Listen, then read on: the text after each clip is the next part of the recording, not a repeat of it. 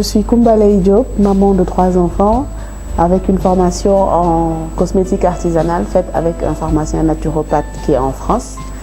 Et je fais des produits depuis 2012 et je suis la cofondatrice de Délices de Femmes. Délices de Femmes qui s'est imposé à moi parce que quand j'ai commencé à faire les produits, c'était pour ma famille proche, mes parents, mon mari, mes enfants, moi-même. Et au bout de quelques temps, mes amis s'y sont intéressés, les amis de mes amis. Et voilà, donc il a fallu quand même un peu formaliser tout ça. Et on a créé l'entreprise. Et ça m'a permis également de pouvoir apporter ma pierre à la société sénégalaise parce que je me dis qu'avec ce que je sais, avec le savoir-faire que j'ai, je n'ai pas le droit de ne pas essayer de proposer mieux sur le marché aux femmes sénégalaises en termes de soins de soi.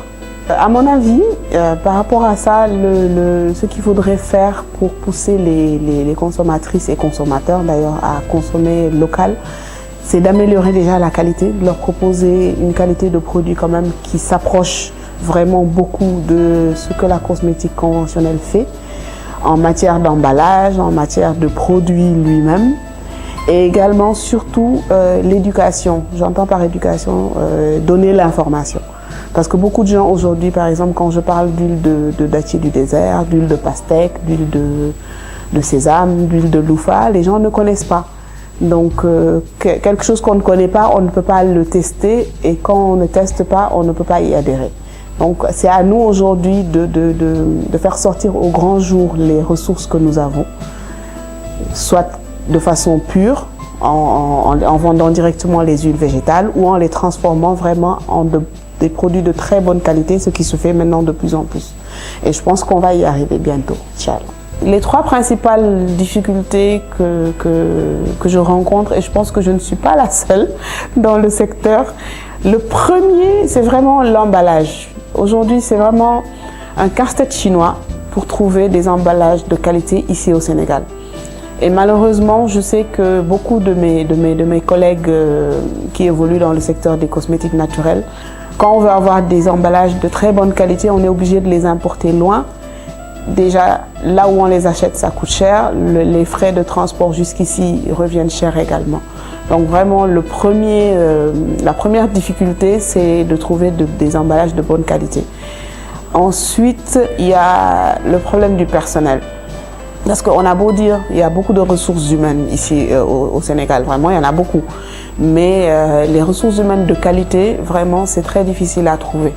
C'est très difficile à trouver et quand on vend des produits cosmétiques, on est appelé à recevoir beaucoup de clientèle.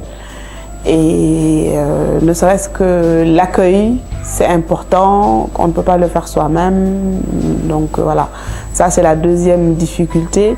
Et la troisième difficulté, c'est une difficulté, je vais dire, étatique, parce qu'aujourd'hui, dans le domaine des cosmétiques naturels, il n'y a aucune réglementation. Donc c'est un peu le flou artistique et le mieux qu'on puisse faire, c'est d'essayer de s'aligner sur la réglementation européenne, ce qui n'est pas évident, parce que eux, au moins, ils ont les certifications et autres. Donc voilà, aujourd'hui, si on pouvait avoir au moins une certification locale qui puisse réglementer tout ça, ce serait vraiment très bien. Ça nous permettrait de faciliter notre travail. En Afrique francophone, dans le domaine de la beauté, je vois qu'il y a vraiment un essor depuis quelques années, je vais dire depuis 3-4 ans. Il y a vraiment un essor, un boom carrément, surtout ici au niveau du Sénégal, je ne sais pas dans les autres pays, mais je pense aussi, vers le naturel.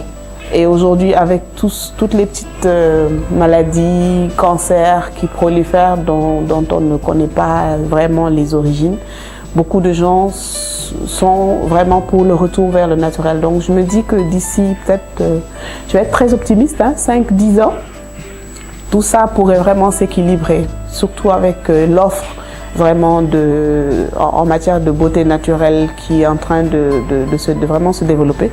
Il y a vraiment beaucoup de gens qui maintenant qui investissent dedans, qui créent des entreprises pour offrir des bons produits cosmétiques naturels pour les cheveux, le corps, etc. Je me dis qu'on pourrait arriver à ce que ça s'équilibre peut-être pas que la cosmétique naturelle prenne le pas sur la cosmétique conventionnelle, mais au moins quand même qu'il y ait autant d'offres en cosmétique naturelle que d'offres en cosmétique conventionnelle.